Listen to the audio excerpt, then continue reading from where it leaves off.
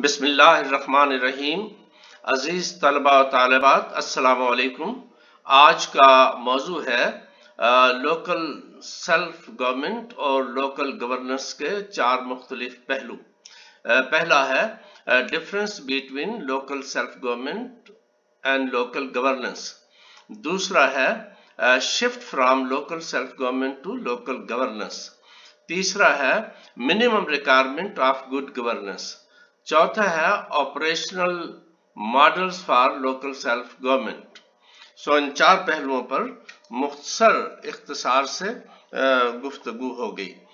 इससे कबल हम गवर्नेंस, लोकल गवर्नेंस की तारीफ और इस फिलॉसफी की तरफ आने की वजूहात पर बड़ी तफसीली बहस कर चुके हैं।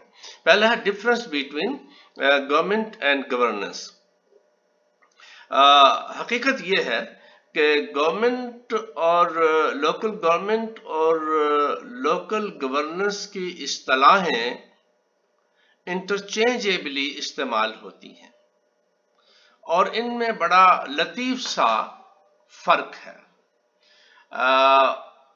बहरहाल पहली चीज जो हम देखते हैं, local government normally formal institutions और फॉर्मल पावर्स के जरिए से ऑपरेट करती है, जबकि लोकल गवर्नेंस गवर्नमेंटल एक्टर्स और सिविल सोसाइटी एक्टर्स का हसीन इम्तजाज है और इन दोनों के जरिए से ऑपरेट करती है। मुसन्नफीन इसमें एक और फर्क भी बयान करते हैं।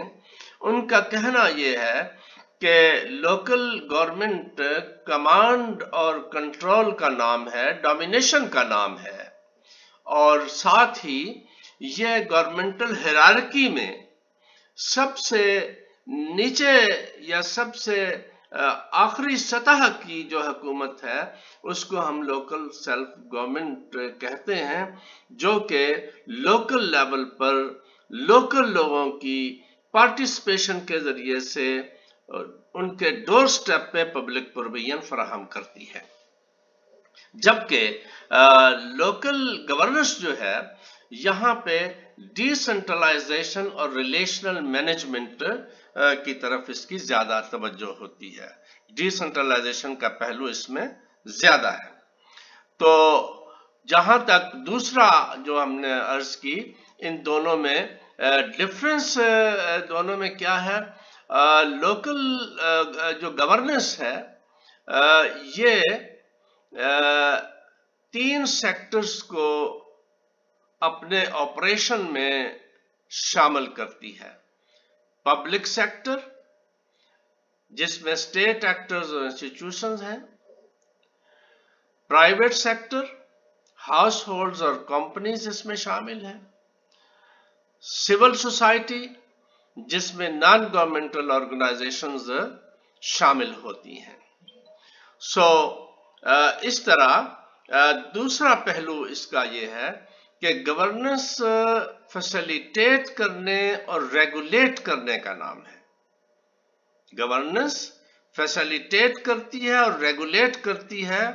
इसमें डोमिनेट और कमांड करने का पहलू जो है वो कम होता है, क्योंकि इसने इनफॉर्मल और फॉर्मल दोनों इंस्टीट्यूशन को एक साथ लेके चलना है, जो एक मुश्किल काम है, लेकिन इसके बगैर इस वक्त गुड गवर्नेंस हो नहीं पाती। इस वक्त क्योंकि पब्लिक अवेयरनेस और इन तमाम चीजों की बुनियाद पर हमें गुड गवर्नेंस की तरफ और मूव करना होगा, शिफ्ट करना होगा। अब इसके शिफ्ट की क्या वजूहात हैं कि इस तरफ हमने क्यों शिफ्ट करना है? तो new public management techniques record है इस वक्त, न्यू मैकेनिज्म रिकॉर्ड है जो इमर्जिंग दुनिया है उसको चलाने के लिए।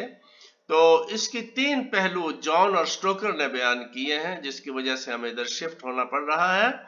पहला ये है कि इस वक्त इंस्टीट्यूशंस लोकल हों या नेशनल हों, वो परफॉर्मेंस ओरिएंटेड हो गए हैं और टारगेट ओरिएंटेड हो गए हैं। اس کے بغیر سروائیول ممکن نہیں رہی. دوسرے نمبر پر انٹرنل ایکسٹرنل کانٹریکٹنگ سسٹم ہے، اس کو اکاموڈیٹ کرنا ہے. تیسرے نمبر پر پرائیویٹ سیکٹر کی انوالومنٹ ضروری ہو گئی ہے ڈیولپمنٹ اور مینجمنٹ اور پبلک سروس پروگرامز کے اندر اور سروسز مہیا کرنے کے اندر. تو یہ پہلا اس کا پہلو ہے. دوسری وجہ وہ یہ بیان کرتے ہیں کہ لوکل ایسوسی ایشنز، بزنس گروپس، پرائیویٹ ایکٹرز، تمام کے تمام لوکل ڈیسیژن میکنگ باڈیز کے اندر اپنے شیئر کے متقاضی ہیں. وہ یہ چاہتے ہیں کہ ان تمام کو، یعنی جس کو ہم گورننس کہتے ہیں، وہ ہے ڈیسیژن میکنگ اور امپلیمنٹیشن. ان دونوں میں، ڈیسیژن میکنگ اور امپلیمنٹیشن میں ہم یہ محسوس کرتے ہیں کہ business groups, private actors, local ایسوسی ایشن، یہ تمام اپنے شیئر کے متقاضی ہیں، جس کے لیے ہمیں لوکل گورنمنٹ سے لوکل گورنمنٹ کی طرف شفٹ ہونا پڑا، کیونکہ ان تمام کو اپنی آغوش میں اکاموڈیٹ کرنا لوکل سیلف گورنمنٹ کے احاطے میں مشکل ہو گیا تھا. تیسری چیز جو ہے وہ سٹیزن انوالومنٹ.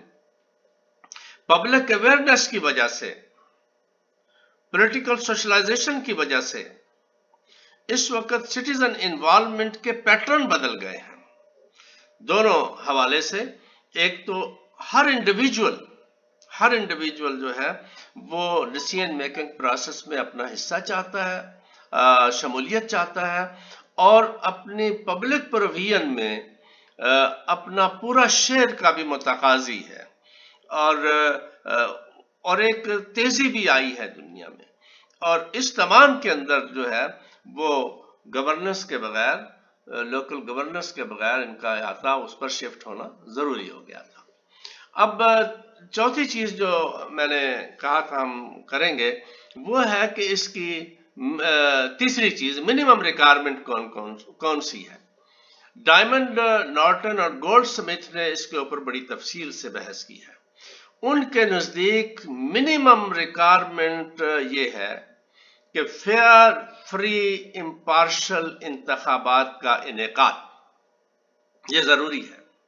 صاف، شفاف اور غیر جانبدارانہ انتخاب اور تسلسل کے ساتھ انتخاب جو ہیں وہ انتہائی ضروری ہے. اس کے بغیر گڈ گورننس نہیں ہو سکتی. اور ان انتخاب کا انعقاد کی دو شرائط انہوں نے رکھی. پہلی یہ کہ سیکرٹ بیلٹ ہو، اور دوسرا یہ ہے کہ ان تمام جو گروپ وہاں پہ موجود ہیں ان کو میڈیا کے اوپر مکمل طور پر ایکسیس حاصل ہو، تاکہ وہ اپنی کمپین صحیح طریقے سے چلا سکیں، پبلک اوپینین بنا سکیں اپنے حق میں، اپنے منشور تمام لوگوں کے سامنے رکھ سکیں. کیونکہ اور یہ برابری کی بنیاد پہ ان کو وہاں پہ فیسلٹی مہیا کی جائے، تو اس صورت میں فیئر، فری اور امپارشل الیکشن ہو سکتے ہیں. جو تیسرا انہوں نے اس میں جو شرط رکھی وہ یہ ہے کہ بنیادی حقوق کا خیال رکھا جائے، رول آف لا موجود ہو، اور کرپشن جو ہے وہاں پہ موجود نہ ہو. تو یہ تین شرائط ہیں، منیمم شرائط ہیں، اور یہ ڈیولپنگ نیشنز میں ہم محسوس کرتے ہیں کہ یہ شرائط وہاں پہ موجود ہیں اور وہاں پہ ان کا خیال رکھا جاتا ہے.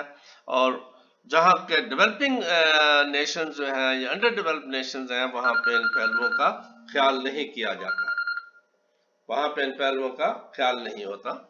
اور اس کے بعد ہم یہ دیکھتے ہیں کہ لوکل گورنمنٹ اور لوکل گورننس کے اور کون سے پہلو ہیں جن پر توجہ، ماڈلز ہیں جو کام کر رہے ہیں.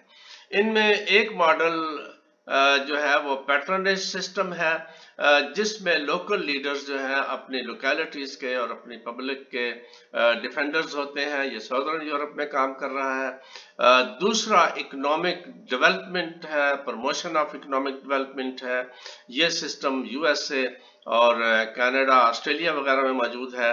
اور تیسرا ماڈل جو ہے وہ ویلفیئر پرووائڈر ہے، جو کہ برٹش، جرمن اور نارڈک میں موجود ہے. اور عملی طور پر کوئی ایک سسٹم ایک جگہ پہ نہیں ہے، بلکہ پریکٹیکلی مکس ماڈل جو ہیں وہ مختلف جگہ پہ کام کر رہے ہیں. آج ہم نے ان پہلوؤں پر گفتگو کی. Thank you very much. انشاءاللہ نیکسٹ میٹنگ.